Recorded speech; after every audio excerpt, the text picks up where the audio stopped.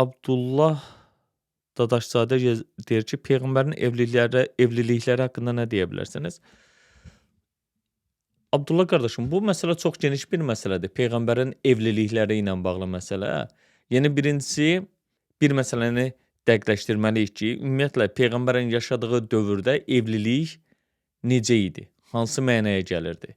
Yəni bizdə bu günlərim istifadə olunduğu kimi nikah anlayışı var idimi?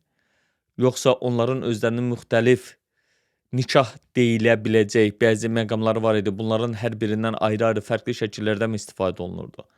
Ondan sonra məsələn Məhəmməd Peyğəmbər ilk dəfə evlənəndə, Xədicə ilə evlənəndə onun nikahını kim kəsdi? Həmin o nikah Peyğəmbərlikdən əvvəl olduğuna görə necə qəbul edilirdi? Şahidliyini kim elədi? Sonra buradakı Varaqa bin Nəvfəlin etdikləri nə qədər qəbul edilir və yaxud da edilmir? Ondan başqa Peyğəmbərin ikinci evliliyi, Sevda anamızla evliliyi, bu nə ilə əlaqəli oldu? Yəni, yenə Peyğəmbərimiz özü mü istəmişdi, yoxsa ona mı təklif edildi? Təbii ki, təklif edilmişdi. Sonra Peyğəmbərin digər evlilikləri, həqiqətən bu günlərim sözün əsl mənasında ər-arvad münasibətləri ilə bağlı olan bir evlilik mi idi? Yoxsa onların öz himayəsinə alınması ilə bağlı nikahlamaqla mı əlaqəli idi? Peyğəmbər həqiqətən çox evliliklə əlaqəli bu məsələsi Quran-ı Kərimin Nisa surəsində bildirilən 4-ə qədər evliliklə əlaqəsi varmı bu məsələnin?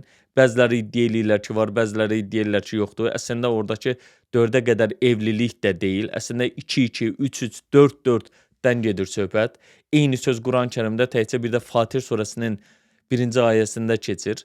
O da 2-2, 3-3, 4-4. Bu rus dilində var ya, itaqdali və yaxud da bizim dediyimiz vəsair.